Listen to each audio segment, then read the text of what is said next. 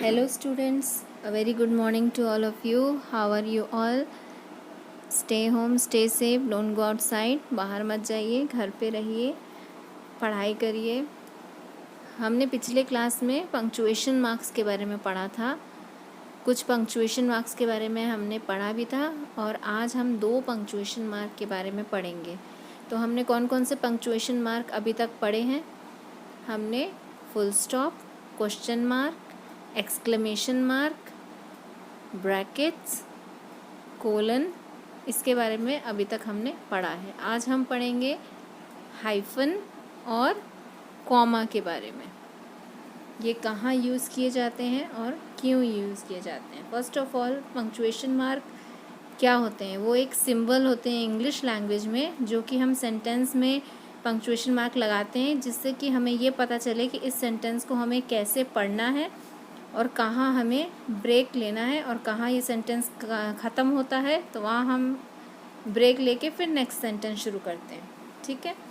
तो आज जो हम 2 पंक्चुएशन के बारे में पढ़ेंगे वो हैं, the first one is comma and the second one is hyphen. तो comma, we use commas to separate 2 independent parts of a sentence. ये सिचुएशन नंबर 1 है. हम कॉमा कहाँ यूज़ करते हैं? जब एक ही सेंटेंस के 2 पार्ट्स होते हैं इंडिपेंडेंट, मतलब वो दोनों पार्ट्स में अपना अलग अलग मीनिंग होता है और एक दूसरे के ऊपर डिपेंड नहीं है, तो हम उनके बीच में कॉमा लगाते हैं. For example, the cat scratch at the door. Cat ने डोर पे स्क्रैच किया, ये एक पार्ट है. सेकेंड पार्ट है वाइल आई वॉज ईटिंग, जब मैं खाना खा रही थी. ये 2 पार्ट हैं.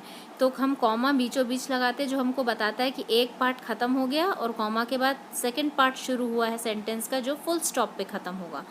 तो इस सिचुएशन में हम कॉमा लगाते हैं. Situation number 2, introductory words should be followed by a comma. Introductory word, अगर किसी ने तुम्हें येस और नो का क्वेश्चन पूछा है and your answer is yes और नो, तो इंट्रोडक्टरी वर्ड उसको बोलते हैं. पहले आपने येस लिखा, उसके बाद फिर आपने कॉमा लगाया and then you write the rest of the sentence. Okay, this is the second situation where you use a comma.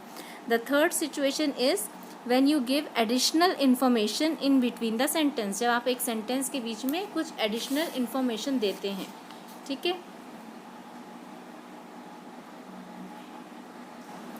For example, John and Jill, the couple from next door are coming for dinner tonight. अगर हम इसके comma के बीच में जो the couple from next door इसको हटा दें, तभी भी ये सेंटेंस एक कंप्लीट सेंटेंस है. बट ये कॉमा, 2 कॉमर्स के बीच में जो ये इन्फॉर्मेशन है वो एडिशनल है. जैसे जॉन एंड जिल, उसके बारे में बताया गया the couple from next door, यानी हमारे पड़ोसी. तो अगर आप नहीं भी लिखेंगे, अगर आप सिर्फ लिखेंगे John and Jill are coming to dinner, वो भी ठीक है, लेकिन आप ये 2 कॉमा के बीच में उसको एडिशनल इन्फॉर्मेशन दे रहे हो, उनके बारे में कुछ अधिक जानकारी दे रहे हो.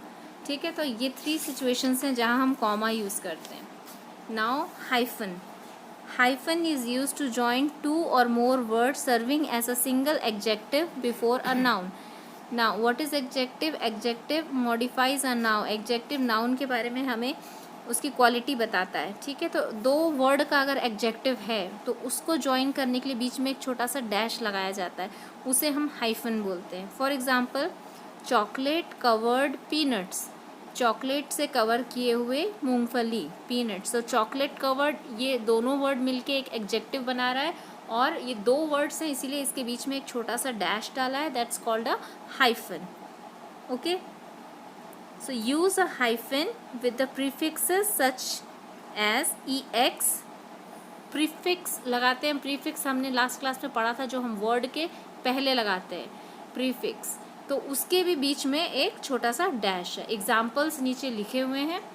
So students, go through these 2 punctuation marks, right it down in your copy. Okay, and learn them. Make yourself very comfortable with these punctuation mark. If you have any questions, call me. Have fun learning and thanks for watching.